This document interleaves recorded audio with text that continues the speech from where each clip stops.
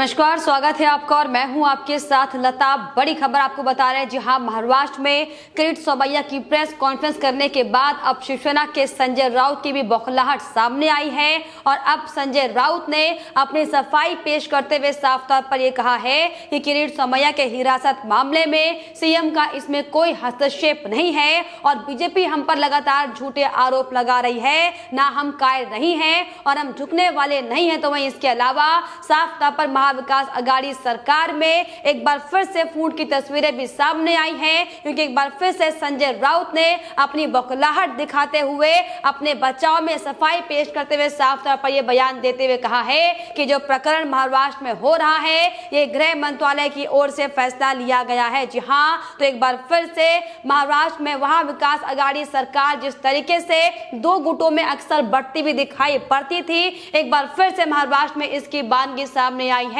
क्योंकि अब जब लगातार महाविकास अघाड़ी सरकार के सर पर राजनीतिक संकट मंडराता हुआ दिखाई पड़ रहा है, तो किस तरीके से तमाम नेता अपने आप को बचाते हुए दिखाई पड़ रहे हैं और हाल ये हो चले हैं कि खुद को बचाते बचाते आपसी फूट की तस्वीरें भी महाविकास अघाड़ी सरकार में सामने आती हुई दिखाई पड़ रही है। जी हां, जिस तरीके से किरीट सोमैया को कोल्हापुर जाने से रोका गया, कैसे पुलिस के हिरासत में लेने के बाद उद्धव ठाकरे का तानाशाह रवैया सबके सामने आया और जिसके बाद ही साफ तौर पर किरीट सोमैया ने और जोरदार दावा ठोक कर कहा है कि जिस तरीके से महाराष्ट्र की सरकार यानी कि उद्धव ठाकरे बीजेपी के नेताओं को डराने और धमकाने का काम कर रही है, इससे कोई भी फर्क बीजेपी को नहीं पड़ने वाला है, बल्कि अब और दुगनी तेजी के साथ उद्धव ठाकरे के तमाम जो ऐसे बड़े बड़े मंत्री हैं या फिर यूं कहा जाए कि खुद उद्धव ठाकरे की पत्नी रश्मि ठाकरे के भी तमाम अलग अलग जगह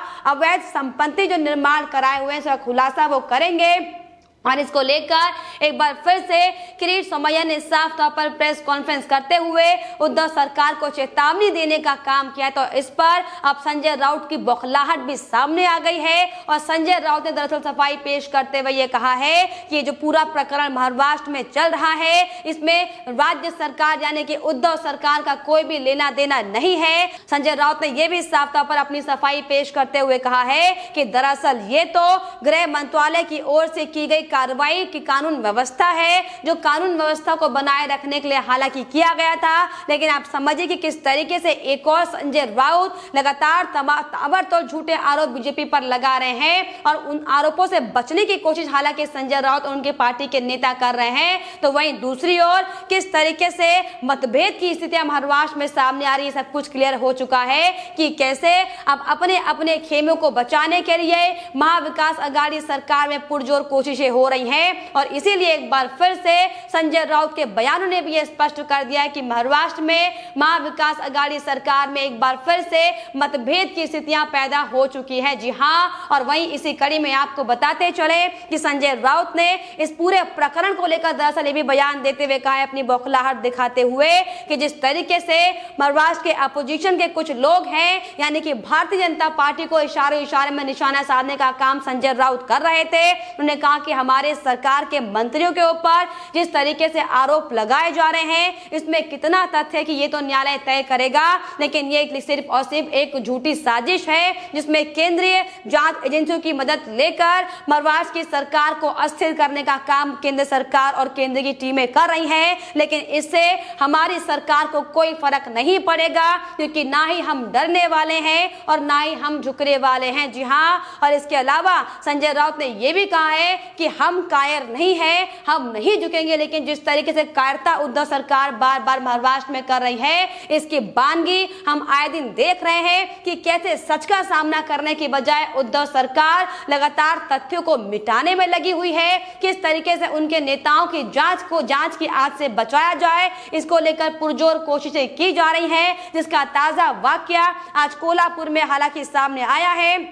तो वहीं इसके अलावा जिस तरीके से किरीट सोमैया ने यह साफ तौर पर बड़ा खुलासा करते हुए कहा है कि वो अलग अलग जगह पर जाकर इन तमाम नेताओं के दस्तावेजों के आधार पर खुलासे करेंगे, तो इसको लेकर भी संजय राउत ने अपनी बौखलाहट दिखाई है। और इसका जवाब देते हुए साफ तौर पर संजय राउत ने अपनी बौखलाहट दिखाते हुए दरअसल ये कहा है कि आप जाकर आपको चंद्रमा का निरीक्षण करना चाहिए और हमारे लोगों की भूमिका भी पता लगाएं। ये देश एक लोकतांत्रिक देश है और उन्हें इसमें कुछ भी बोलने का अधिकार है। दरअसल ये सिर्फ और सिर्फ उद्धव ठाकरे और उनकी नेताओं की वो बौखलाहट सामने आ रही है जो अब तक सिर्फ और सिर्फ अपने काले कारनामों को छुपाने के लिए ये तमाम नेता तमाम तरह की बयानबाजी करते थे, लेकिन अब साफ तौर पर जब किरीट सोमैया ने पूरा मोर्चा महाविकास अघाड़ी सरकार के खिलाफ हो रहे बड़े बड़े खुलासों को लेकर खोल दिया है, तो इससे महाविकास अघाड़ी सरकार की बौखलाहट सामने आ रही है। उनकी बौखलाहट इस कदर सामने आ रही है कि तथ्यों पर बात करने की बजाय एक बार फिर से झूठे आरोपों का दौर महाराष्ट्र में शुरू कर दिया है, जिसको लेकर संजय राउत ने भी बयान देते हुए कहा है दरअसल कि ये सिर्फ और सिर्फ केंद्रीय जांच टीम के एजेंसियों के सहारे भारतीय जनता पार्टी हमारी सरकार को तोड़ना चाहती है। और क्यों नहीं, जहां जहां पर बीजेपी की सरकार है वहां पर भी तमाम तरह के आरोप लगते हैं। और इसी कड़ी में उन्होंने गृह मंत्री, केंद्रीय गृह मंत्री अमित शाह और पीएम नरेंद्र मोदी का भी नाम लेते हुए कहा कि उनके ऊपर भी देश को बेचने का आरोप लगा हुआ है, लेकिन क्यों नहीं जांच एजेंसियां बीजेपी शासित राज्यों में जाकर जांच करती हैं। जी हां, देखिए किस तरीके से जो महाविकास अघाड़ी सरकार पर आरोप लगे हुए हैं उन पर बात करने की बजाय, उनकी तथ्यों पर बात करने की बजाय हर बार की तरह एक बार फिर से सफाई पेश करते हुए और दूसरी पार्टी पर झूठे आरोप लगाते हुए संजय राउत दिखाई पड़े हैं। लेकिन अब महाविकास अघाड़ी सरकार का समय समाप्त हो चुका है, क्योंकि जिस तरीके से किरीट सोमैया ने अपने पूरे स्केड्यूल में ये बता दिया है कि वो अब एक एक कर और कई नामों का खुलासा करेंगे, जिसमें हालांकि आज यानी कि 20 सितंबर को हसन मुशर्रफ के जो अवैध बेनामी चीनी कारखाना है इसका खुलासा करने का उन्होंने ऐलान किया था। और इसके बाद 23 सितंबर को पानेर साखर कारखाना जाकर उन्होंने बड़े खुलासे करने की बात कही थी। तो वहीं 27 सितंबर को जिस तरीके से उद्धव ठाकरे की पत्नी रश्मि ठाकरे के खिलाफ जो तमाम आरोप सामने आए हैं कि कैसे अवैध 19 बंगले उनके नाम पर है, ऐसी अवैध संपत्तियां जिसे न जाने कितनी उगाही के बाद उद्धव ठाकरे और उनकी पत्नी ने ये जोड़ा हुआ है, इसको लेकर भी बड़ा खुलासा वो करेंगे। और इसके अलावा 30 सितंबर को जो महाराष्ट्र के डिप्टी सीएम अजित पवार हैं, जो उनकी कंपनी है, जो उनका कारखाना है, उसको लेकर भी बड़ा खुलासा करने की बात जरांदेश्वर में किरीट सोमैया ने की थी। और दरअसल यही बड़ी वजह है कि जब एक के बाद एक ठाकरे सरकार के तमाम मंत्रियों के घोटाले का पर्दाफाश हो रहा है, तो उद्धव ठाकरे से लेकर उनकी पूरी शिवसेना की फौज अब बौखलाई भी दिखाई पड़ रही है। और उनकी बौखलाहट इस कदर सामने आ रही है कि उन्हें यह तक नहीं पता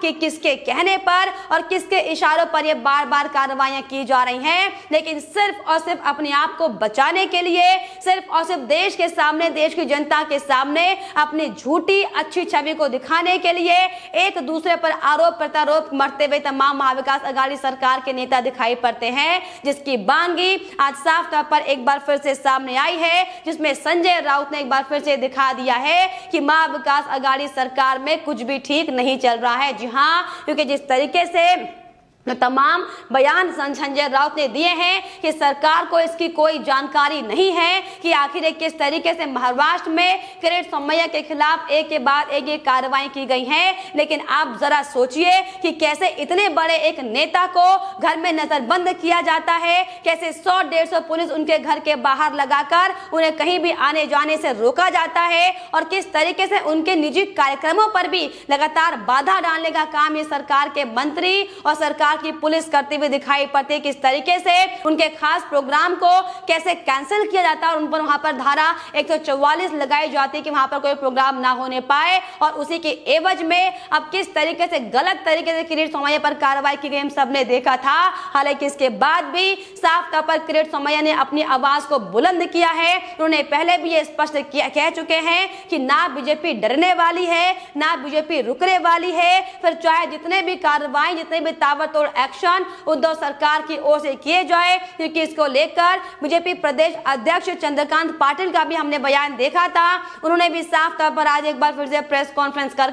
उद्धव सरकार पर कई निशाने साधे थे। उन्होंने साफ तौर पर चेतावनी देने का काम उद्धव सरकार को किया था कि जिस तरीके से उद्धव ठाकरे बीजेपी के नेताओं को डराने और धमकाने का काम कर रहे हैं, बीजेपी इसमें डरने वाली नहीं है, बल्कि और बुलंद होकर जो महाविकास अघाड़ी सरकार के ऐसे बड़े बड़े मंत्री हैं जिनके नामों को अभी भी छुपाने का काम उद्धव ठाकरे कर रहे हैं, उन नामों का भी खुलासा किया जाएगा। और यही दरअसल बड़ी वजह है कि महाविकास अघाड़ी सरकार की मुखिया उद्धव ठाकरे की मुश्किलें बढ़ी हुई हैं। और अब किस तरीके से भारतीय जनता पार्टी को महाराष्ट्र में रोका जाए, किस तरीके से बड़े बड़े जो दस्तावेज किरीट सोमैया के हाथ में लग चुके हैं उनसे कैसे बचा जाए, इसको लेकर नए नए पैंतरे अपनाने का काम महाराष्ट्र में चल रहा है, जिसकी बानगी साफ तौर पर एक बार फिर से सामने आई है। और उसी बानगी से निपटने के लिए, उन बानगी पर जवाबदेही करने के लिए एक बार फिर से संजय राउत की बौखलाहट भी सामने आई है, जिसमें संजय राउत ने एक बार फिर से स्पष्ट कर दिया है कि दरअसल